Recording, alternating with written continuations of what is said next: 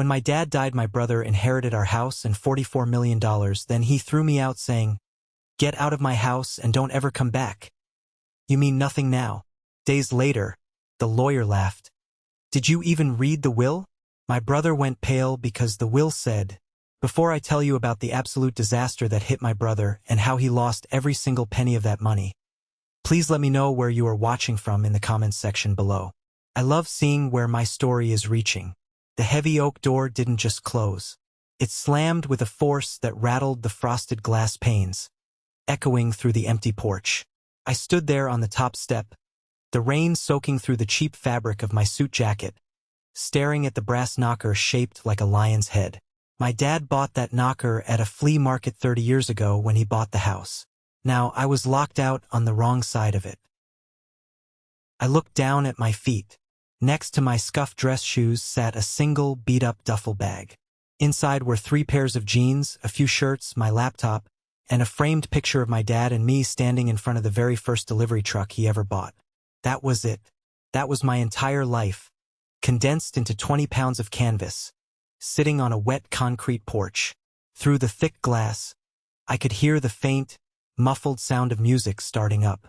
It was a heavy bass beat, the kind that vibrated in your teeth.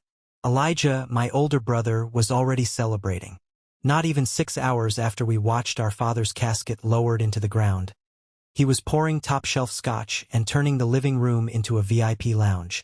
The driveway still smelled like fresh asphalt and the cold, sharp scent of an autumn storm. Parked right in the center, taking up 2 spaces and angled like a middle finger to the world, was Elijah's Porsche Panamera. It was a ridiculous car, cherry red with custom rims, completely out of place in our quiet, tree-lined suburban neighborhood. It looked exactly like the man who drove it. Loud, expensive, and completely devoid of substance. I reached up and wiped the cold rain from my forehead. My hand was shaking, not from the cold, though the wind cutting through the trees was sharp enough to make my teeth chatter. I was shaking from the sheer, blinding shock of what had just happened in the hallway. "Get out of my house and don't ever come back. You mean nothing now." His words played on a loop in my head. He hadn't stuttered. He hadn't looked away. He had looked me dead in the eye, his jaw set, a smirk playing on the corner of his mouth, and he had erased my entire existence in 15 seconds. I had spent the last 5 years of my life running my father's company, managing his healthcare, paying the bills, making sure the lights stayed on while he fought a losing battle with his own lungs. Elijah had spent those 5 years doing absolutely nothing.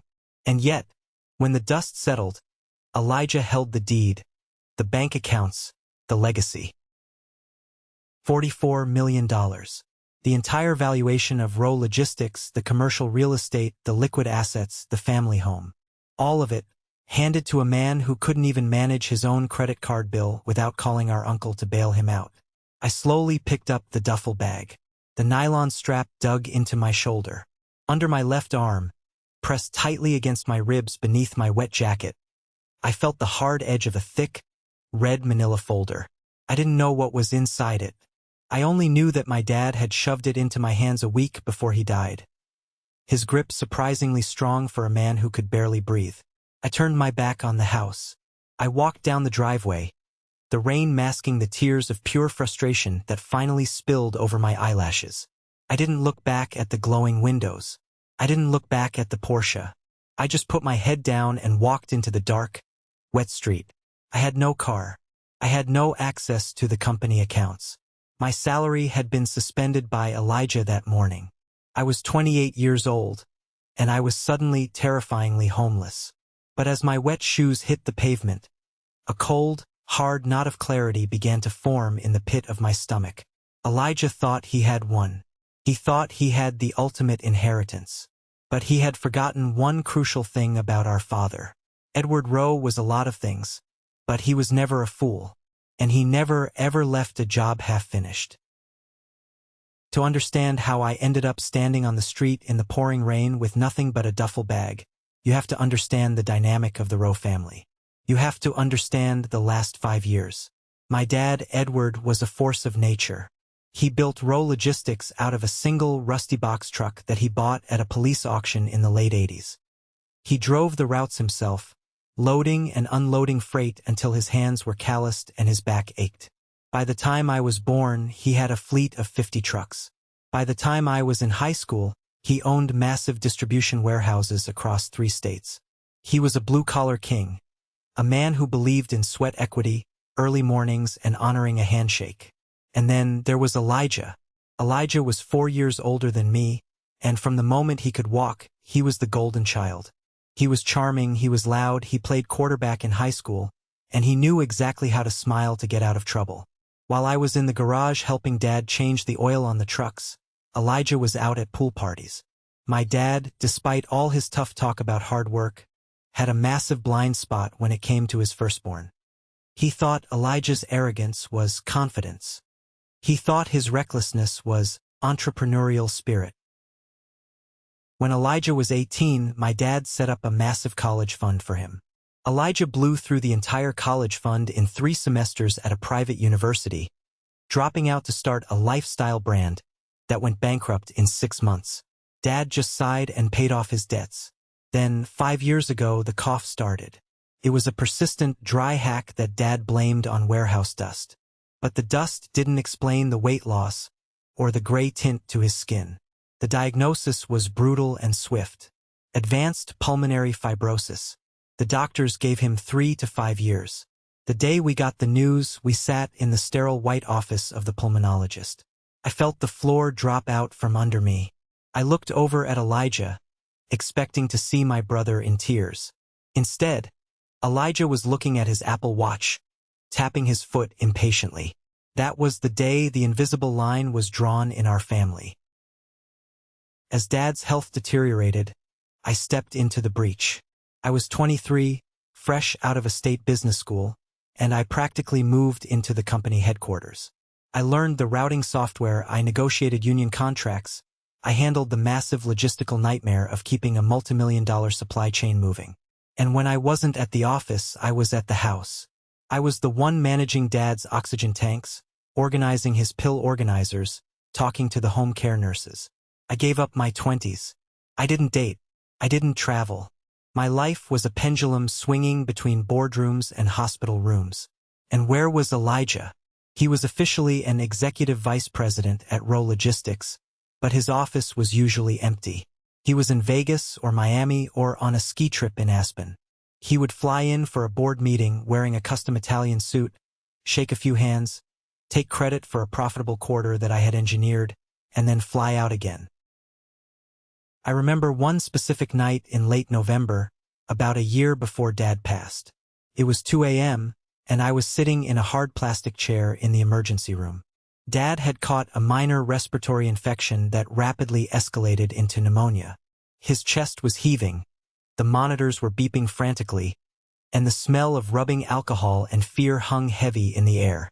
The doctors were talking about intubation. I was terrified. I pulled out my phone and dialed Elijah's number. It went straight to voicemail. I texted him, "Dad in bad shape. Get here now." Nothing. I called again. Nothing. At 6 a.m., as the sun was finally coming up and Dad had stabilized, the hospital room door opened. But it wasn't Elijah. It was Uncle Robert. Robert was Dad's younger brother, a man who had spent his entire life living in Dad's shadow. Robert had gone through a vicious divorce a decade ago, lost custody of his kids, and ended up working as a consultant for Row Logistics, which was basically Dad's way of giving him charity. Robert always dressed a little too sharply, smiled a little too widely, and had eyes that constantly darted around the room, assessing value. "How is he?" Robert asked, running a hand through his slicked-back gray hair. "Stable for now," I croaked, my throat dry. "Have you heard from Elijah? I've been calling him all night." Robert let out a soft sigh and patted my shoulder. "Give your brother a break, Mason. He was entertaining some very important clients in Chicago. He's closing a big deal. You know how much pressure he's under to be the face of the company." My jaw clenched. A thick vein throbbed in my temple. Important clients? Uncle Robert, I saw his Instagram story 4 hours ago. He's at a nightclub taking shots of tequila. Robert's eyes hardened for a fraction of a second before the warm, patronizing mask slipped back into place. You need to understand your role, Mason. You're the operations guy. You're good with the spreadsheets and the nurses. Elijah is the visionary. He handles the big picture. Don't let jealousy ruin your perspective. Jealousy. The word tasted like ash in my mouth. I wasn't jealous of his hangovers or his fake friends. I just wanted my brother to be a son. But as I looked at Uncle Robert, I realized something dark. Robert wasn't just making excuses for Elijah. He was enabling him. He was building an alliance with the heir apparent. I turned back to look at my father, sleeping fitfully under the harsh fluorescent lights, and I realized I was completely alone. The dynamic at home bled directly into the corporate culture at Rowe Logistics. As Dad's presence at the office faded to once-a-week visits, the power vacuum was quickly filled by the illusion of Elijah, propped up by the whispering machinations of Uncle Robert. I was doing the work of 3 men. I was handling the dispatchers, fighting with the maintenance crews to keep the aging fleet on the road, and aggressively expanding our client base into the e-commerce sector. I worked 70-hour weeks. My salary remained the same, a modest middle management wage that Dad insisted on, claiming it built character. I didn't care about the money at the time. I cared about keeping the company solvent for my father. Then came the crisis of 2024. We had a massive contract with a national retail chain to distribute their holiday inventory across the Midwest. A freak blizzard shut down 3 major interstates, and our primary distribution hub in Ohio suffered a catastrophic roof collapse under the weight of the snow. Millions of dollars of inventory were trapped, deadlines were blowing past us, and the retail chain threatened a lawsuit that would have bankrupted us. It was a nightmare. I moved a cot into my office. For 48 straight hours, I didn't sleep. I rerouted trucks through secondary state highways, negotiated emergency leases on temporary warehouse space in Indiana, and personally coordinated with local snowplow services to dig out our stranded drivers. It was a logistical miracle. By the skin of our teeth, we delivered the inventory. The client dropped the lawsuit and I was exhausted, running on black coffee and adrenaline, but I felt a deep sense of pride. I had saved my father's legacy. 2 weeks later, Dad insisted on coming into the office for a quarterly board meeting to celebrate the victory. He was frail, wheeling his oxygen tank behind him, but his eyes were bright. The boardroom was packed with our senior management team, including David, our chief financial officer. David was a numbers guy with the personality of a wet napkin, a man who always calculated the political wins before speaking. Dad stood at the head of the long mahogany table. He looked around the room, and then his eyes landed on Elijah. Elijah, who had been in Cabo San Lucas during the entire blizzard crisis. "The last few weeks have tested us," Dad said, his voice raspy but firm. "We faced a disaster that could have ended Rowe Logistics, but we survived. We thrived. And we did it because of leadership." I sat up a little straighter in my chair. Dad reached into his pocket and pulled out a small velvet box. He slid it across the polished wood table toward Elijah. "Elijah," Dad said, smiling warmly, "your strategic oversight from afar, your ability to keep the high-level clients calm, it shows you are ready. I'm officially giving you the promotion to President of Operations." Elijah grinned, a perfectly white, arrogant smile. He opened the box. Inside, gleaming under the recessed lighting, was a solid gold Rolex Daytona, rimmed with diamonds. It was a $40,000 watch. "Thanks, Pop," Elijah said, strapping it onto his wrist. "It was a team effort, obviously, but I'm glad the strategy held up." I sat there, frozen. I looked at David, the CFO. David looked down at his notes, actively avoiding my gaze. I looked at Uncle Robert, who was sitting next to Elijah, clapping loudly. Robert caught my eye and gave me a slow, deliberate wink. My chest tightened. It wasn't about the watch. It was about the erasure of my reality. I had bled for this company. I had saved it. And I was sitting there in a wrinkled button-down shirt, earning my standard salary, watching my brother take the crown for a war he didn't even fight. After the meeting, I cornered Dad in his private office. He was sitting in his large leather chair, looking exhausted, adjusting his nasal cannula. "Dad," I started, my voice trembling with suppressed anger. Elijah wasn't even in the country during the crisis. I handled the routing. I handled the leases. I negotiated with the client. Dad looked up at me. His eyes, usually sharp, looked incredibly tired. "I know you did the heavy lifting, Mason. You always do. You're the engine. Then why did you give him the promotion? Why the watch?" I demanded. Dad sighed, leaning his head back against the chair. "Because Elijah needs the validation. He needs the title to feel important. The board respects optics, Mason. Elijah looks the part. You don't need a watch to know your worth. You have the grit. He doesn't." "That's not fair, Dad. Business isn't fair. Family isn't fair," he said softly. "Just trust me, Mason. Keep your head down. Keep the engine running. I have a plan for all of this. You just have to be patient." Patience. It was a bitter pill to swallow. I walked out of that office feeling like a ghost. I didn't know then that Dad's plan was far more complex and far more dangerous than a simple promotion. I just thought he was a blind father protecting a weak son. The end came faster than any of the doctors predicted. A year after the boardroom incident, Dad's lungs simply gave out. He was moved to hospice care within our family home. The big house, once full of life and the loud arguments of our youth, felt like a tomb. The only sound was the constant, rhythmic hissing of the oxygen concentrator. It was a Tuesday night, exactly 1 week before he died. A heavy rainstorm was battering the windows, much like the night I would eventually be thrown out. I was sitting in the armchair next to his hospital bed, reading a book under the dim glow of a reading lamp. The hospice nurse had just finished her rounds and gone downstairs. Suddenly, Dad's hand shot out from under the blankets. His grip, usually weak, was shockingly strong as he grabbed my wrist. His eyes were wide open, staring intensely at me. "Mason," he gasped, fighting for air. "I'm here, Dad. Take it easy. Let me adjust the oxygen." I reached for the dial, but he slapped my hand away. "No, listen to me." He struggled to sit up slightly. He reached under his pillow and pulled out a thick, heavy, red manila folder. He shoved it against my chest. "Take this. Hide it. Don't show it to Elijah. Don't show it to Robert." I took the folder. Felt heavy, substantial. "What is this, Dad?" His breathing was ragged, wet, and terrifying to listen to. He pulled me closer by my shirt collar. His breath smelled of medicine and decay. "When the time comes, when I'm gone, they are going to tell you a story.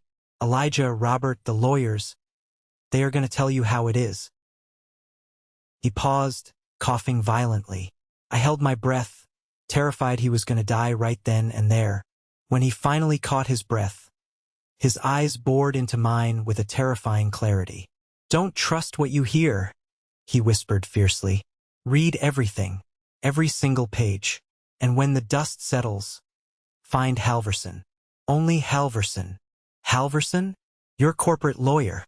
I asked, confused. Dad hadn't used Mr. Halverson for personal matters in years. "Promise me, Mason. Promise me you won't react. You wait. You read. You find Halverson." "I promise, Dad," I said, my voice breaking.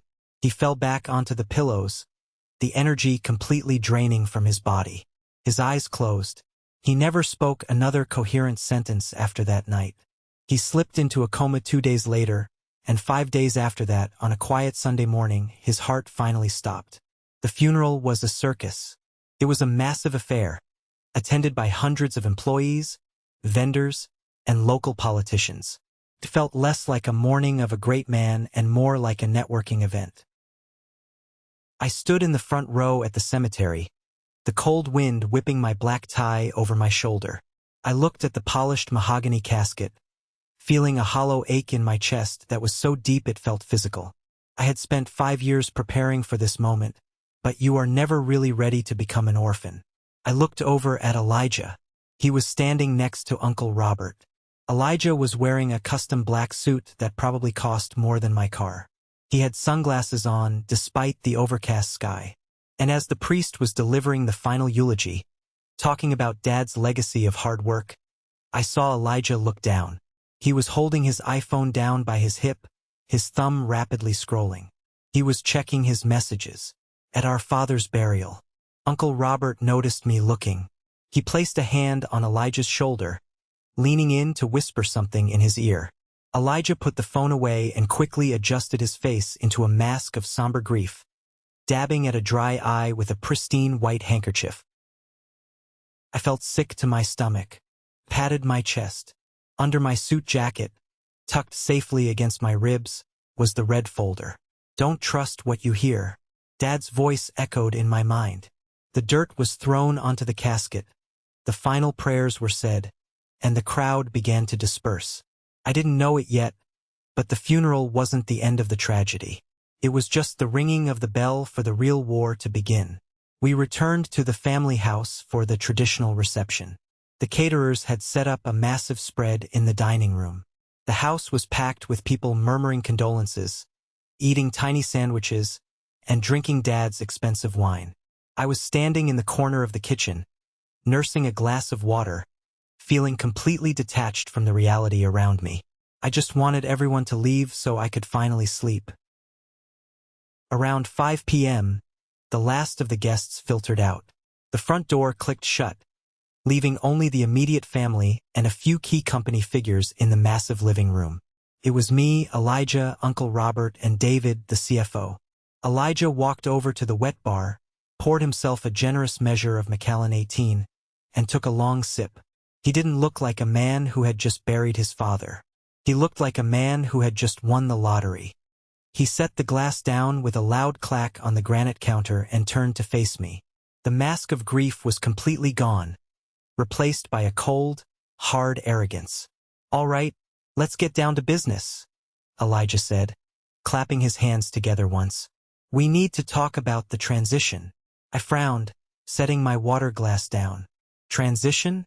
Elijah, Dad's body isn't even cold yet. Can we do this on Monday?"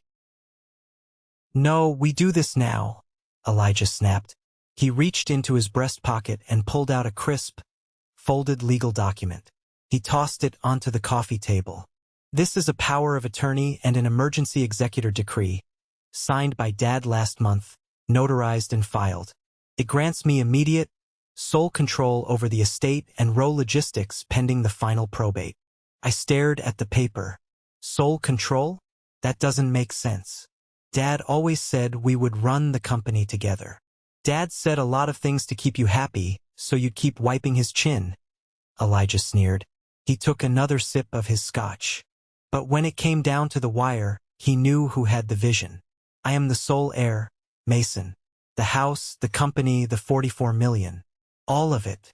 My heart hammered against my ribs. I looked at David. "David, is this true? You handle the corporate structuring." David adjusted his glasses, refusing to meet my eyes. He looked firmly at the floor. "The paperwork is legally binding, Mason. Elijah is the acting CEO and sole manager of the estate assets as of this afternoon." David had flipped. The man who had relied on my operational data for 5 years had instantly calculated the new power dynamic and aligned himself with the money. I turned to Uncle Robert. He was sitting in Dad's favorite leather armchair, his legs crossed, looking deeply sympathetic. "I'm sorry, Mason," Robert said, his voice dripping with fake pity. "I tried to talk to Edward about it, but he was very traditional. He believed the eldest son should inherit the mantle. You have to accept it. Fighting it will only tear the family apart." Tear the family apart. The family was already dead. I looked back at Elijah. "Fine. You want to run the company? Run it. Let's see how long it takes you to crash it without me doing your job for you. But I live here. This is my home." Elijah laughed. A sharp, ugly sound. "Not anymore." The room went dead silent. "Excuse me," I said, my voice dropping an octave. Elijah stepped forward, invading my personal space. The smell of scotch was overpowering. "You're a liability, Mason. You're resentful, you're a buzzkill, and I don't want you in my house. I don't want you in my company. As of right now, your employment at Rowe Logistics is terminated. Your corporate cards are canceled. And you have exactly 10 minutes to pack a bag and get off my property." My vision literally swam. It was a physical blow. "You're throwing me out? Today? Where the hell am I supposed to go?" "I don't care," Elijah said, his eyes dead and cold. "Go live in a truck. Go cry to a nurse. Just get out of my house and don't ever come back." "You mean nothing now." I stood there, paralyzed by the sheer magnitude of the betrayal. 5 years of my life, my youth, my dedication, all of it meant nothing. I looked at David. Silence. I looked at Uncle Robert. He just offered a sad little shrug. I didn't argue. I didn't scream. When someone shows you they are a monster, you don't try to reason with them. I turned around, walked upstairs to my room, threw a few clothes into a duffel bag, grabbed my laptop, and walked out the front door into the freezing rain. I walked for 3 miles in the pouring rain. Every car that drove past splashed dirty water onto my slacks. I didn't feel the cold. I didn't feel anything except a burning, hollow sensation in my chest. My mind was racing, trying to process the speed at which my entire life had been dismantled. I ended up on Route 9, a depressing stretch of highway on the edge of town lined with fast food joints and cheap motels. I found a place called the Starlight Motor Inn. The S and the T on the neon sign were burned out. It was the kind of place that rented rooms by the hour, smelling of stale cigarette smoke and industrial bleach. I paid for 3 nights with the last $200 of personal cash I had in my wallet. The guy behind the bulletproof glass didn't even look up at me. I let myself into room 114. The carpet was sticky. The bedspread was a questionable shade of brown. I dropped my wet duffel bag on the floor, took off my soaked jacket, and sat on the edge of the sagging mattress. The silence of the room was deafening. Just hours ago, I was standing in a multimillion-dollar estate. Now I was a refugee in a $30 night trap. I buried my face in my hands. A wave of profound grief finally hit me, not just for the loss of my father, but for the realization that I had never really had a brother. Then, I remembered the folder. I reached inside my wet jacket and pulled out the red manila envelope. The edges were slightly damp, but the contents were protected. My hands were shaking as I unwound the little red string holding it closed. Don't trust what you hear. Read everything. I opened the folder, expecting to find a secret will, a deed, some grand legal document that would instantly fix everything. I tipped it upside down over the bed. 3 things fell out. A small silver key, a black Visa debit card with my name on it, and a single piece of heavy cardstock paper with Dad's familiar, scrawling handwriting. I stared at the items, confused. I picked up the note. It was dated exactly 1 month before he died. "Mason, if you are reading this, it means the worst has happened. It means Elijah did exactly what I feared he would do. I know you are hurting right now. I know you feel betrayed. I am sorry to put you through this pain, but I had to know for sure. Elijah's inheritance is an illusion. Everything is a trap. The debit card has enough funds to keep you afloat for a few days. The key is to my private safety deposit box at First National. Do not go there yet. Take a breath. Gather your anger. Use it. Then go find Halverson. Love, Dad." I read the note 3 times. Elijah's inheritance is an illusion. Everything is a trap. The knot of despair in my stomach suddenly dissolved, replaced by a sharp, electric jolt of adrenaline. My father hadn't abandoned me. He hadn't been blind to Elijah's true nature. He had orchestrated this entire scenario. He had intentionally given Elijah the power just to see what he would do with it. And Elijah, in his infinite arrogance, had walked right into the snare. I wasn't a victim anymore. I was a weapon that my father had carefully primed. I lay back on the terrible motel pillows, staring up at the water stains on the ceiling. I didn't cry anymore. I didn't feel sad. I felt a cold, calculating calm wash over me. I was going to ruin my brother. The next morning, the rain had stopped, leaving a gray, overcast sky. I woke up early, showered in a bathroom where the hot water lasted exactly 3 minutes, and bought a stale coffee from the lobby vending machine. I sat at the small, wobbly desk in my room and opened my laptop. I tried to log into my Row Logistics corporate email to access some vendor files. Access denied. Account disabled. Elijah had been thorough. He had completely locked me out of the digital infrastructure of the company I built. As I was staring at the screen, my cell phone buzzed. It was an unknown number. I hesitated, then answered. "Hello, Mason? It's Chloe." A hushed, frantic voice whispered. Chloe was my executive assistant. She was a brilliant, hardworking single mother who basically ran the operational floor when I was in meetings. She was fiercely loyal to me. "Chloe, why are you calling from an unknown number?" "I bought a burner phone on the way to work," she whispered. "Mason, it's a madhouse here. Elijah walked in this morning acting like a dictator. He fired 3 senior dispatchers before 9 a.m. just to show dominance. Morale is in the toilet. But that's not why I'm calling." "What's going on?" I asked, leaning closer to the phone. "I stayed late last night after the funeral to process some backlog. I was walking past Elijah's office, and the door was cracked open. He was in there with Uncle Robert." She paused, taking a ragged breath. "Mason, Robert isn't trying to help Elijah run the company. He's helping him gut it." My grip tightened on the phone. "Gut it? What do you mean?" "Elijah owes money, Mason. A lot of money. Millions. To some very bad people in Vegas and Atlantic City. They've been calling the corporate line, leaving threatening messages. I intercepted a few of them. Uncle Robert knows about the debt. He told Elijah the only way to pay it off and maintain his lifestyle is to liquidate assets immediately. They can't liquidate without board approval," I said, my mind racing. "They don't need it," Chloe said, her voice trembling. "Robert brought in his own private lawyers. They are structuring a deal to sell the main commercial real estate, the headquarters, the Ohio hub, and the truck yards to a holding company. They're going to lease it back to Row Logistics at an exorbitant rate to bleed the operating cash dry." I felt a cold sweat break out on the back of my neck. Who owns the holding company? I looked up the LLC registration on the state database before they locked me out of the system, Chloe said. "The holding company is registered to a trust. The sole beneficiary of that trust is Robert Rowe." The pieces slammed into place. Uncle Robert. The sympathetic uncle. The man who told me to know my role. He had been playing the long game. He hated my father for being successful while he was a failure.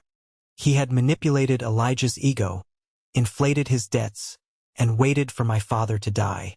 Now, he was using Elijah as a useful idiot to steal the entire $44 million empire out from under him, while Elijah thought he was just getting cash to pay off bookies and buy sports cars.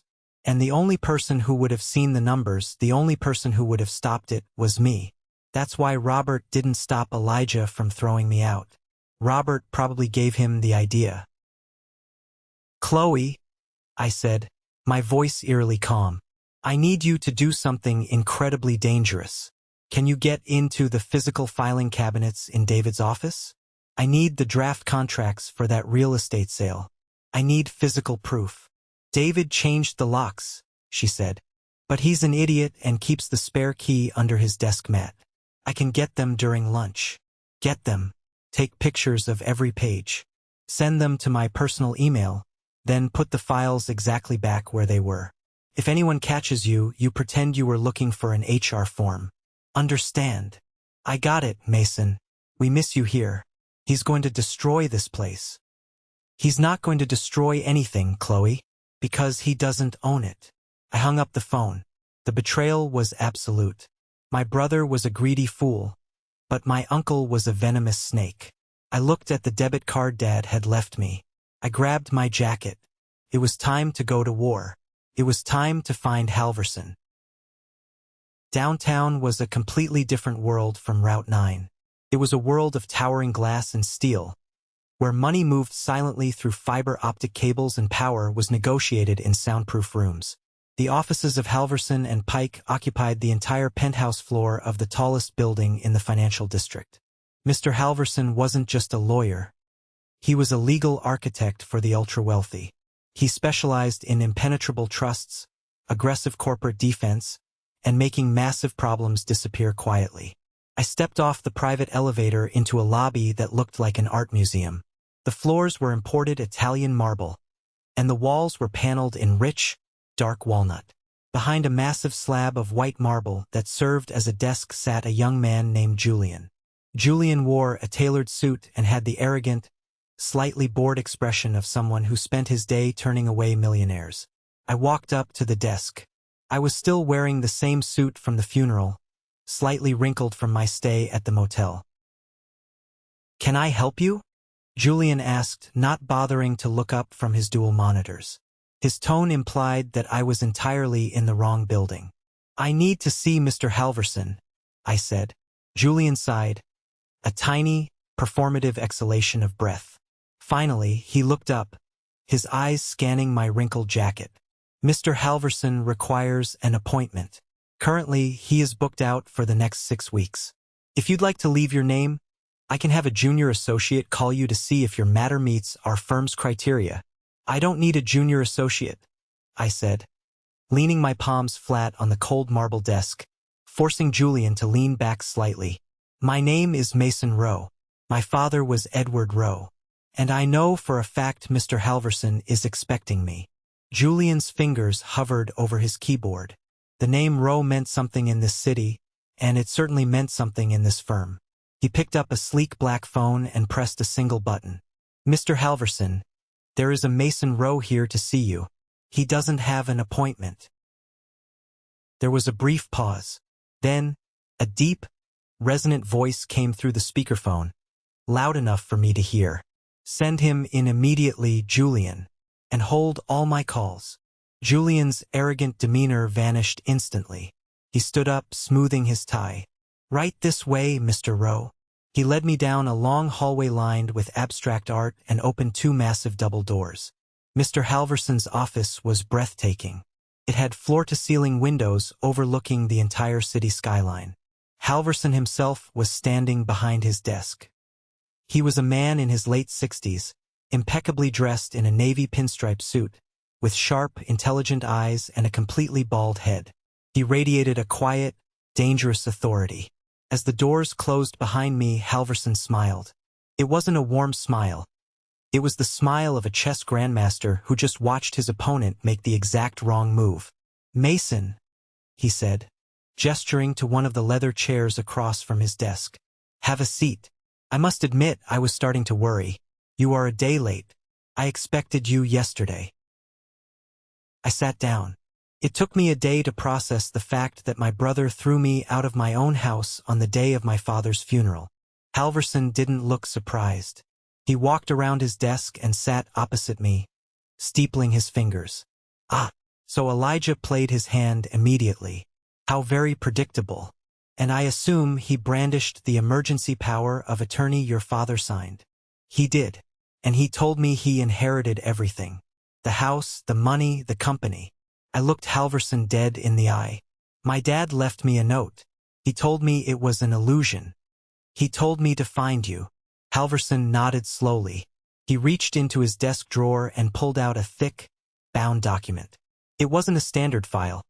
It had a heavy, blue legal backing and was sealed with a wax stamp. "Your father," Halverson said softly, "was one of the most brilliant men I have ever had the pleasure of representing. He came to me 6 months ago. He knew his time was short. He also knew exactly who your brother was, and he suspected the insidious influence of your Uncle Robert." Halverson slid the heavy document across the desk toward me. "What Elijah holds is a temporary executorship. It is a legal piece of paper, yes, but it is entirely subordinate to this." He tapped the document. "Mason, did you really think your father would leave $44 million to a man who treats life like a casino?" I looked down at the document. The title page read, "The Edward Rowe Revocable Living Trust." "I don't understand," I said. "If this is the real will, why didn't you stop Elijah yesterday? Why let him throw me out? Halverson leaned forward, his sharp eyes locking onto mine. Because this isn't a simple will, Mason. A will goes through probate court. A will can be contested. A will gives Elijah and Robert the opportunity to hire lawyers, drag things out for years, and bleed the estate dry in legal fees. Your father didn't want a war of attrition. He wanted an execution. Halverson opened the document and flipped to a page near the middle. He highlighted a specific section with his gold pen. Your father transferred every single asset, the house, the company, the bank accounts, into this trust before he died. When he passed, the trust became irrevocable. Elijah is named as the primary trustee. That gives him the illusion of power. That's why the CFO and the banks listen to him.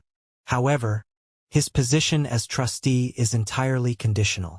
My heart started to beat faster. Conditional on what? On a poison pill clause your father and I drafted very carefully, Halverson explained, a hint of professional pride in his voice. Section 4, Paragraph B.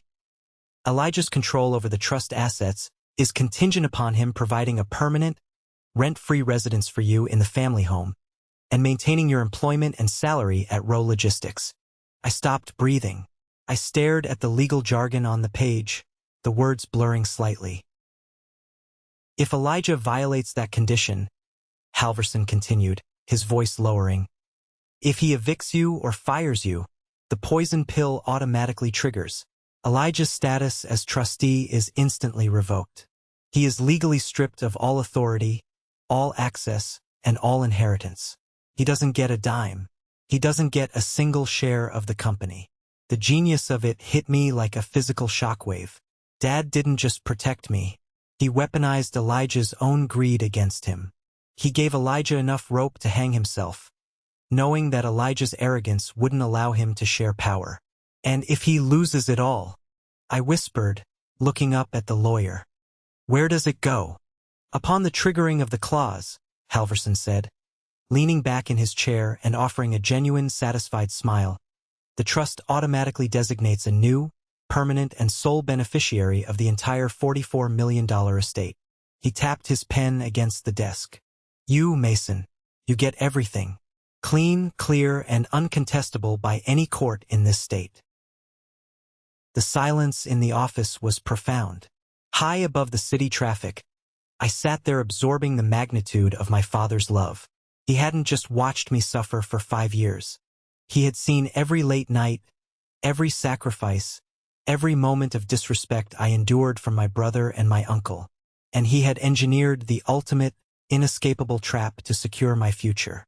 By throwing you out of the house and firing you, Halverson said, breaking the silence. Elijah didn't claim his empire. He legally signed it all over to you. A slow, hard smile spread across my face. The pain, the grief, the humiliation of standing in the rain.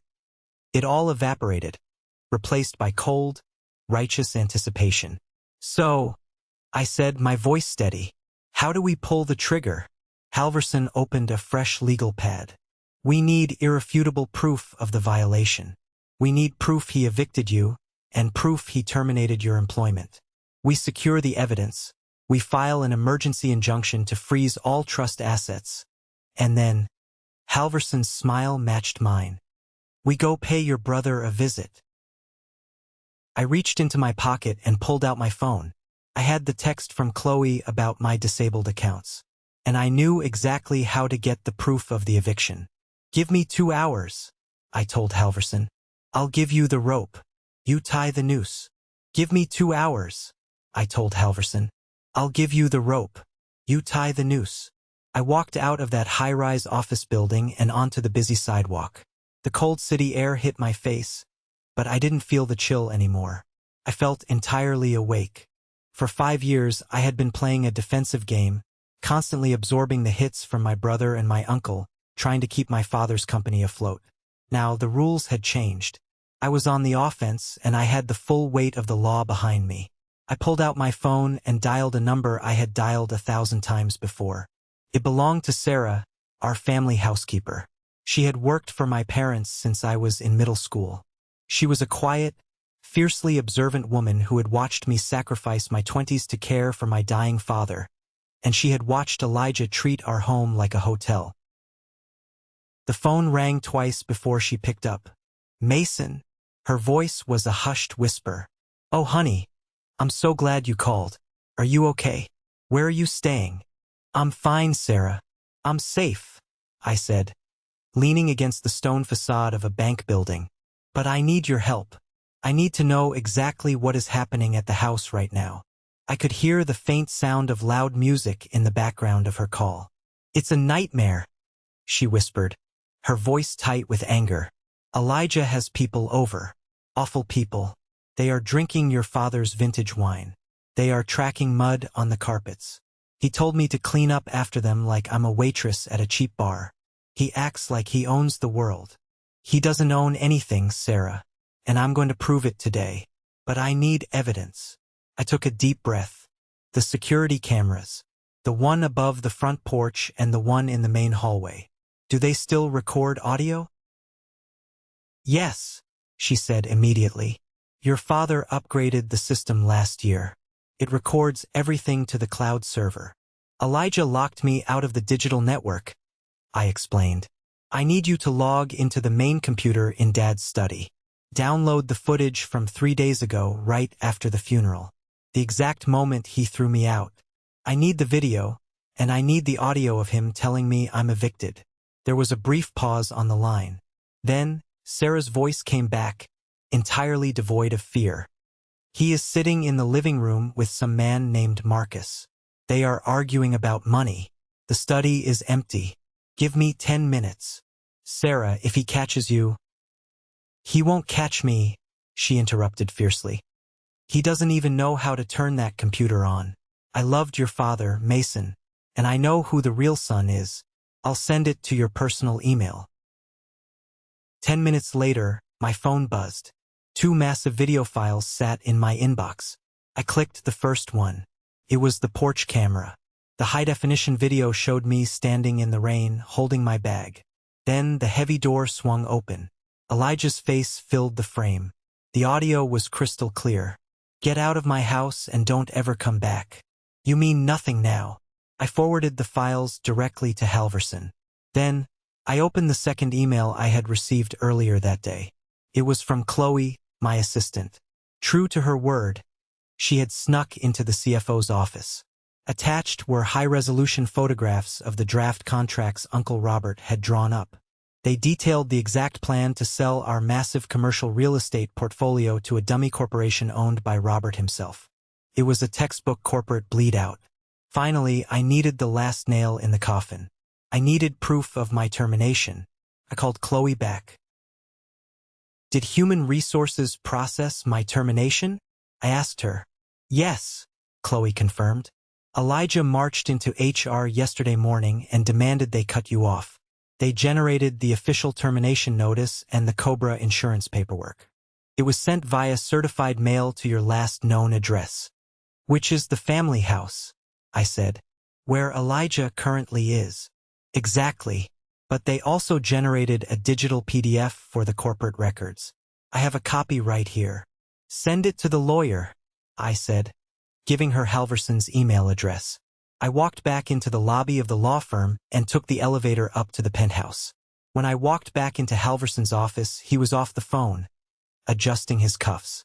His paralegals were running around like an army preparing for battle. "I have the footage of the eviction," I said, putting my phone on his desk. "I have the termination paperwork. And I have proof of Uncle Robert's intent to commit massive corporate fraud." Halverson smiled. It was a terrifying, brilliant smile. "I just got off the phone with Judge Harmon. We have a long history. He reviewed the terms of the revocable living trust and the evidence you just provided. He signed an emergency ex parte injunction." "What does that mean in English?" I asked. "It means," Halverson said, picking up a heavy stack of papers stamped with a red seal, "that as of 5 minutes ago, Elijah Rowe's status as trustee is officially and legally terminated. All corporate bank accounts are frozen.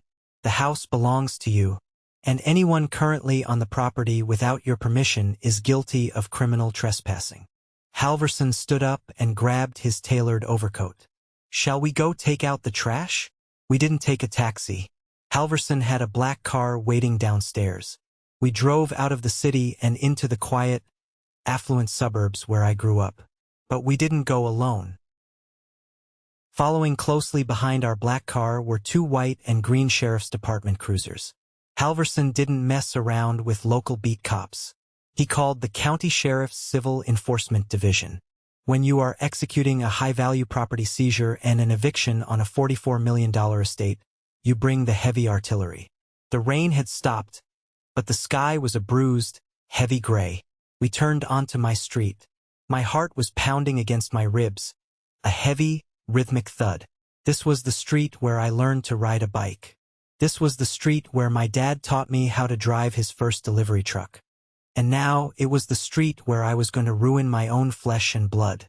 We pulled into the long, winding driveway. Elijah's red Porsche was still parked diagonally across the pavement. Two other luxury cars were parked on the lawn, tearing up the expensive landscaping. I stepped out of the black car. The air was cold. The front doors of the sheriff's cruisers opened, and two massive deputies stepped out. They wore thick tactical vests and carried heavy flashlights. They looked at Halverson, who gave them a brief nod. We walked up the steps to the porch. The same porch where I had stood freezing and homeless 3 days ago. The bass from the music inside was vibrating the porch floorboards. Halverson didn't use the brass knocker. He gestured to the largest deputy. The deputy raised a massive fist and began hammering on the heavy oak door. It sounded like thunder. "Sheriff's Department. Open the door," the deputy bellowed. The music inside abruptly cut off. I could hear shouting, the clinking of glass, and the sound of heavy footsteps. The door swung open. Elijah stood there. He was wearing an expensive silk shirt unbuttoned to his chest, holding a glass of amber liquid. His eyes were red, his hair was messy, and he had the arrogant scowl of a man who was used to doing whatever he wanted. "What the hell is going on here?" Elijah snapped, glaring at the deputies. "Do you know whose house this is? I didn't call the cops." Then, his eyes shifted past the deputies and landed on me. His scowl deepened into pure, unadulterated hatred. "Mason," he spat out the word like poison. "I told you to never come back here. Are you actually stupid enough to bring the police to my house? I own this property. I'll have you arrested for trespassing." He looked at Halverson. "And who the hell are you?" Halverson stepped forward, his posture impeccable, radiating absolute authority. "My name is Arthur Halverson. I was your father's personal attorney, and I am the executor of the Edward Rowe Revocable Living Trust." Elijah scoffed, taking a sip of his drink. "Executor? The will was already executed. I have the power of attorney. My dad left everything to me. This is my house. You're trespassing." Halverson didn't blink. He pulled the thick, court-stamped document from his briefcase and held it out. "Your father did not leave you a traditional inheritance, Elijah," Halverson said, his voice carrying clearly into the hallway. "He placed the entire estate into a trust. You were granted temporary control as a trustee. That control was bound by one specific, non-negotiable condition." Elijah's hand holding the glass stopped halfway to his mouth. A flicker of doubt finally crossed his arrogant face. Behind him, several of his party guests had gathered in the hallway, watching the scene unfold. Among them was Marcus, a heavy-set man in a cheap suit with a thick neck, the creditor Chloe had warned me about. "What condition?" Elijah asked, his voice suddenly losing its bravado. "Section 4, paragraph B of the trust dictates that you must provide a permanent residence and continued employment for your brother, Mason Rowe," Halverson recited flawlessly from memory. "If you fail to do so, a poison pill clause is automatically activated." Elijah stared at him, his mouth slightly open. "Poison pill?" "Yes," I said, stepping forward so I was right in my brother's face. 3 days ago, you stood on this exact spot and evicted me. You told me I meant nothing. Yesterday, you finalized my termination from Rowe Logistics. You broke the one rule Dad gave you. Halverson raised the court order. We have the security footage. We have the HR documents. An emergency injunction was signed by Judge Harmon an hour ago.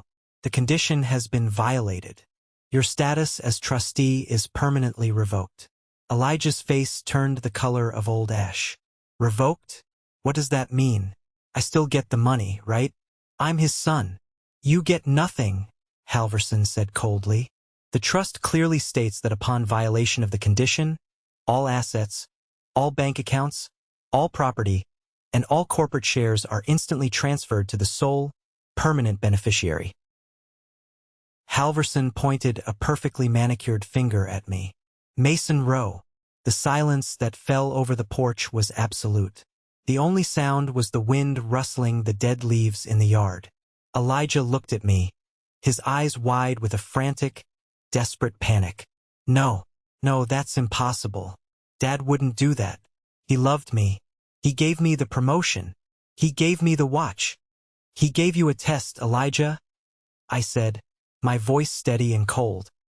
He knew exactly who you were. He knew you were greedy. He knew you were cruel.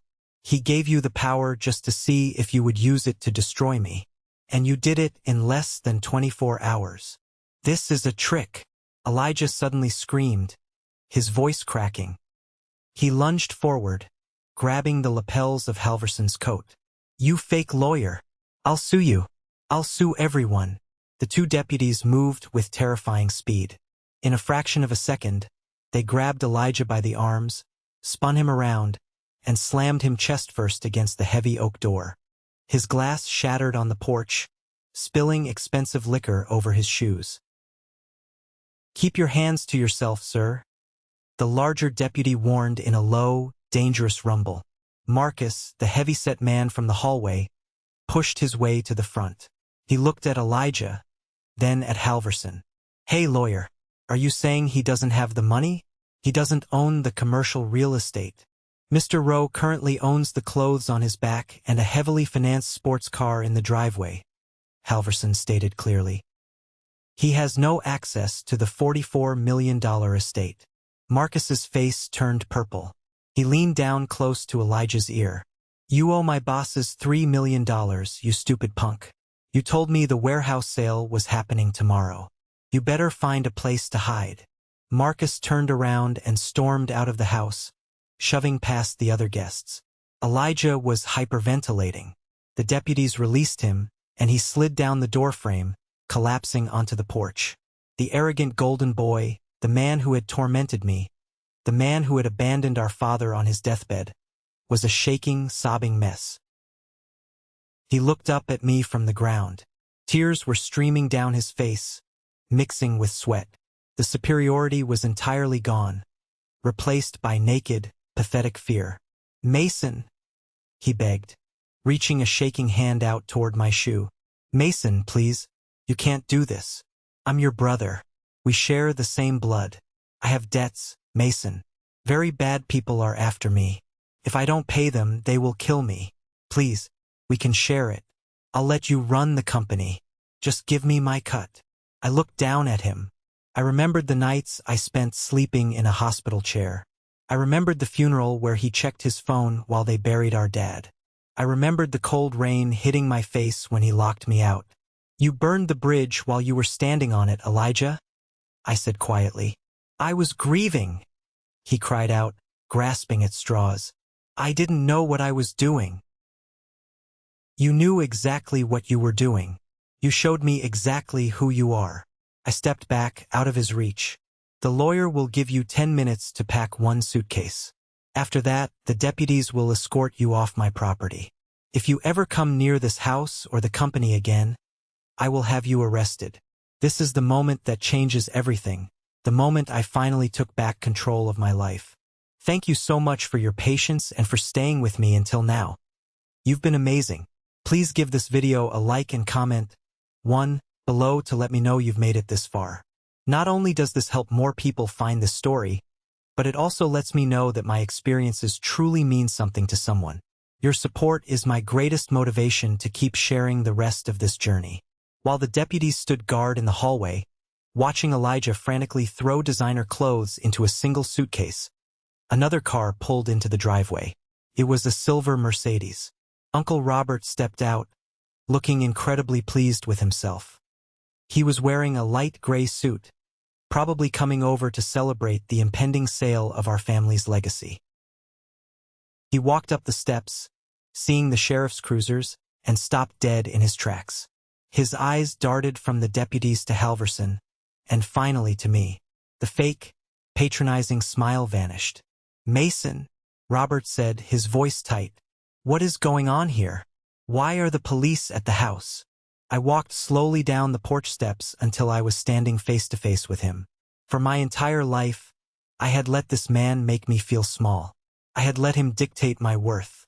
Not anymore. "We are just doing some house cleaning, Uncle Robert," I said. "Elijah is moving out. Permanently." The trust activated the poison pill. He violated the terms of Dad's will, and he lost everything. I am the sole owner of Rowe Logistics and this estate. Robert's jaw literally dropped. He blinked rapidly, his mind desperately trying to calculate the new reality. He had spent months grooming Elijah, winding him up, pushing him into debt, all for this moment. And now the puppet was broken. But Robert was a survivor. Like a snake shedding its skin, he instantly tried to pivot. He let out a loud, theatrical sigh and put a hand on his chest. "Mason, my boy," Robert said, his voice thick with fake relief. "Thank God. I have been so worried about the company." Elijah was out of control. I tried to guide him, but he wouldn't listen. "Now that you are in charge, we can finally steer the ship right. You and me, Mason, will be a great team." I actually laughed. It was a dark, humorless sound. I reached inside my jacket pocket and pulled out the folded copies of the draft contracts Chloe had sent me. I slapped the papers hard against Robert's chest. He instinctively grabbed them. "You think I'm as stupid as he is?" I asked, my voice dropping to a dangerous whisper. "I know about the dummy LLC, Robert. I know about your plan to buy the commercial real estate for pennies on the dollar and lease it back to bankrupt the company." Robert looked down at the papers. His hands started to shake. "Mason, this is a misunderstanding. This was just a contingency plan. Save it." I cut him off. "I spent 5 years cleaning up your messes. Dad kept you on the payroll out of pity. He knew you were a failure. He knew why your wife filed for a messy divorce. He knew why you lost custody of your kids. Because you are a parasite." Robert's face turned a violent shade of red. He opened his mouth to shout, but I took a step closer, invading his space. "I have already sent these documents to the corporate fraud division of the FBI. I lied smoothly. I hadn't yet, but he didn't know that. "If I ever see your face in my building, if you ever try to contact me, or if you even drive down the street again, I will make sure you spend the rest of your pathetic life in federal prison. Now get off my property." Robert stared at me. He looked into my eyes and saw that the quiet, obedient nephew was dead. He didn't say another word. He turned around, practically ran to his Mercedes, and sped out of the driveway, his tires squealing on the wet pavement. A few minutes later, Elijah was escorted out the front door by the deputies. He dragged a heavy Louis Vuitton suitcase behind him. He didn't look at me. He walked down the driveway, a broken, terrified man. The deputies waited until he climbed into his heavily financed Porsche and drove away. Then, they tipped their hats to Halverson and drove off. The party guests had scattered like roaches when the lights turned on. I was standing on the porch, alone with the lawyer. "Excellent work, Mason," Halverson said quietly. "I will have the locks changed within the hour. Tomorrow we go to the bank." "Thank you, Arthur," I said. It was the first time I called him by his first name. Halverson left, and the locksmith arrived shortly after. By sunset, the house was entirely mine. It was massive, silent, and for the first time in 5 years it felt peaceful. The oppressive weight of Elijah's arrogance and Robert's manipulation was gone. I walked slowly through the downstairs rooms. I picked up the shattered glass from the porch. I wiped down the counters in the kitchen. I was claiming my space. Finally, I walked up the grand staircase and stood in front of Dad's private study. The door was closed. I turned the brass knob and pushed it open. The room smelled of old paper, leather, and faintly of his cologne. His heavy mahogany desk sat in the center of the room. Behind it was a massive bookshelf. I reached into my pocket and pulled out the small, silver key from the red manila folder. Dad's note had told me the key was for his safety deposit box at the bank. But I knew my father. He hated banks. He didn't trust them with his most personal items. I walked over to the bookshelf, reached behind a thick volume of American history, and pressed a hidden latch. A section of the bookshelf swung outward, revealing a heavy steel wall safe. I inserted the silver key and turned the combination lock to my own birthday. The heavy metal door clicked open. Inside, there weren't stacks of cash or stock certificates. There was a single, worn leather journal. It belonged to my mother, Eleanor, who had passed away when I was 10.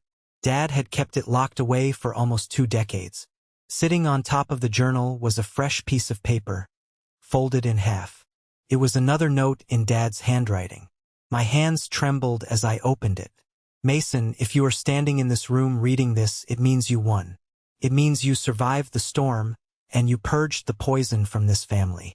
I am so incredibly proud of the man you have become.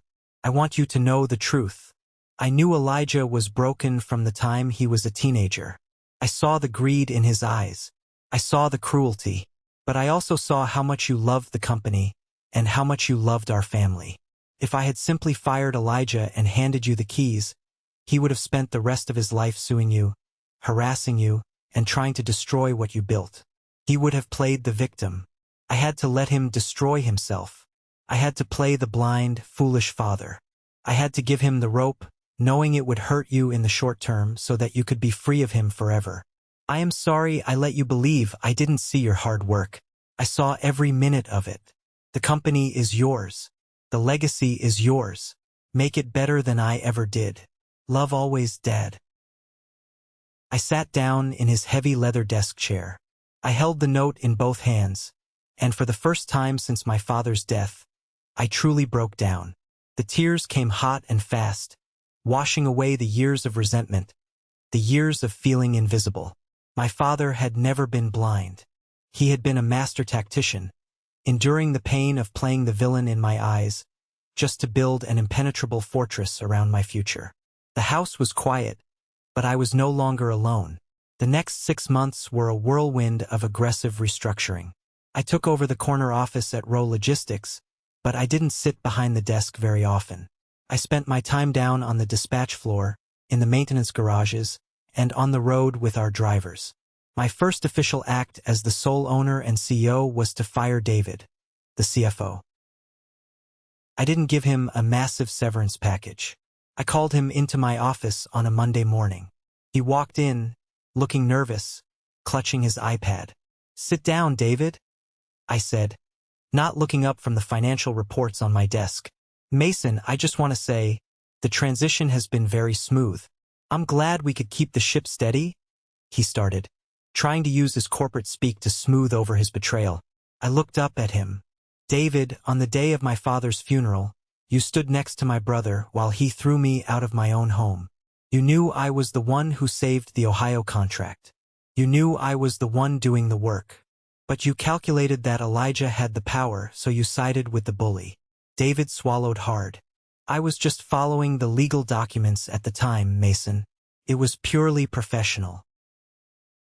"Loyalty is professional, David. You don't have it. You're fired. Security is waiting outside your office to escort you to your car." He tried to argue, but I simply pointed to the door. Once he was gone, I called Chloe into the office. She had been my eyes and ears, the one person who risked her own job to help me when I had nothing. "Chloe," I said, smiling at her shocked expression, "I'm restructuring the executive board. I need an active, intelligent vice president of operations. Someone who actually knows how the floor runs." She put a hand over her mouth. "Mason, are you serious?" "I'm deadly serious.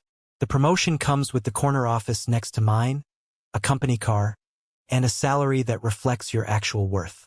We have a lot of work to do. And we did the work.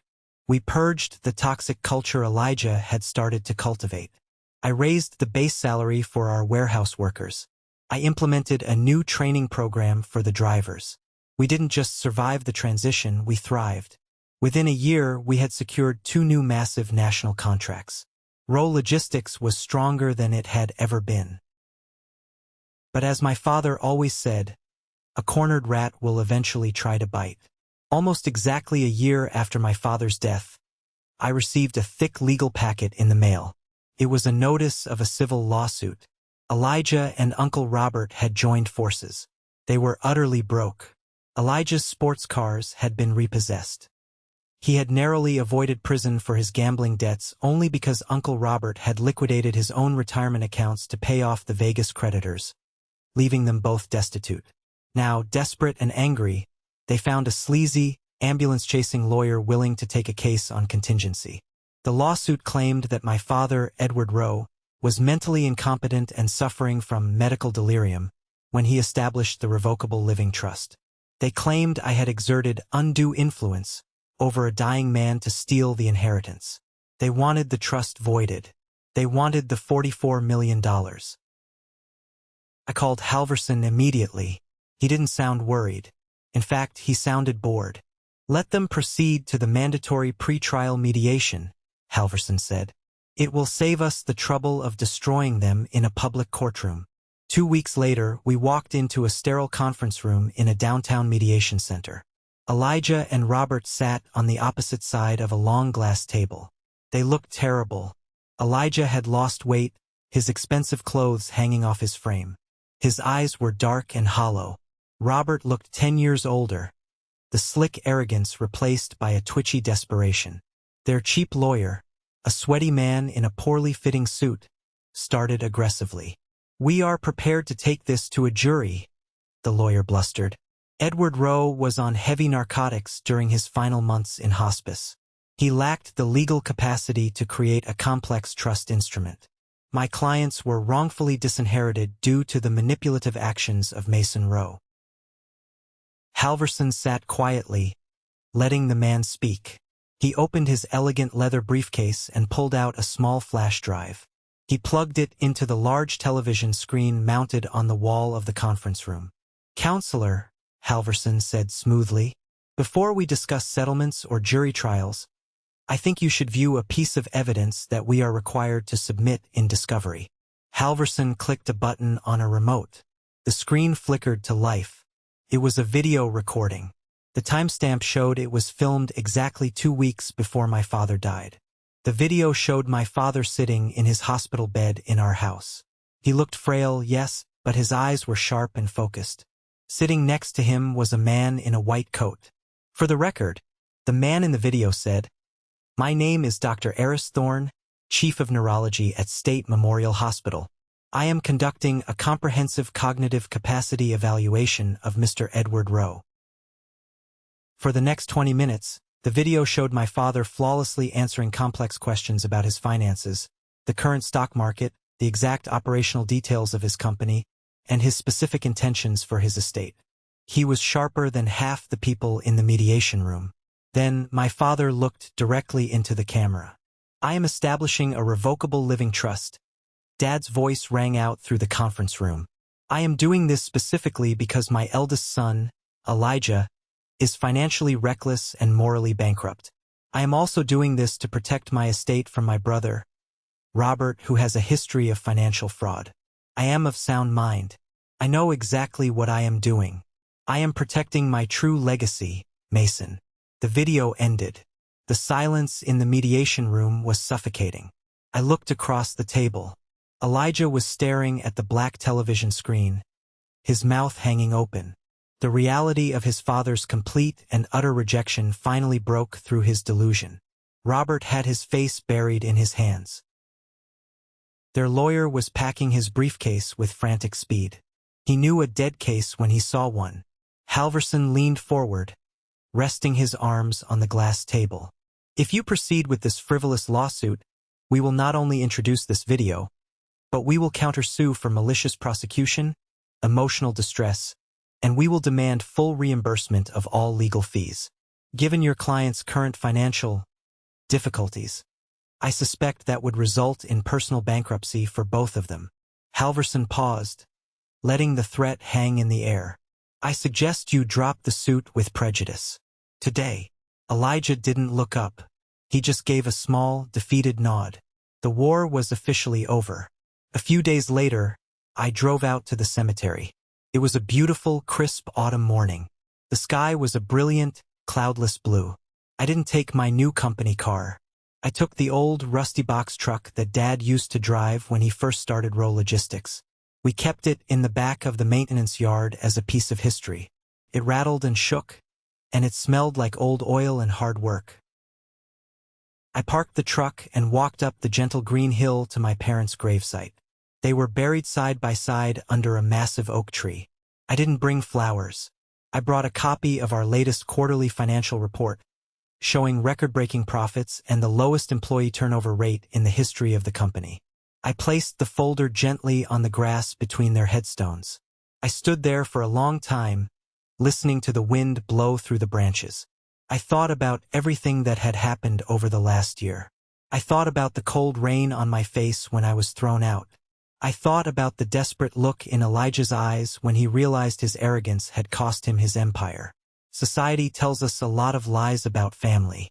We are told that blood is thicker than water. We are told that loyalty is an automatic birthright. But that's not true. Blood can be toxic. Sometimes, the people who share your DNA are the ones who will sell you out the fastest for $1. Family isn't just a biological accident. It's a series of choices. It's the people who stand by you in the emergency room at 2 in the morning. It's the assistant who risks her job to help you uncover the truth. It's a father who is willing to play the villain to ensure his son is strong enough to survive the real monsters in the world. My father didn't leave me $44 million because I needed the money. He left it to me because he knew I would protect the people who built it.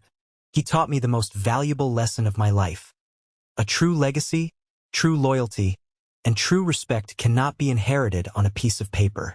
You have to prove it, you have to earn it, and you have to fight for it. Thank you for sticking around and listening to my story. I know it was a long one, but sharing it here feels like a weight has been lifted off my shoulders. I hope this resonated with you in some way. Life can throw incredible curveballs, especially when it involves the people we are supposed to trust the most. Have you ever found yourself in a similar situation? Have you ever had to cut ties with a toxic family member to protect your own peace and your own future? Let me know down in the comments. I read as many as I can. Now, for my special group of people. If you are still hearing my voice right now, you are part of the 1% club. I want you to go down to the comments right now and type the letter W. W stands for winner. It's a secret signal just for us so I can recognize the amazing people who watched this entire journey to the very end. If my story brought you any value, please hit that like button and follow the channel.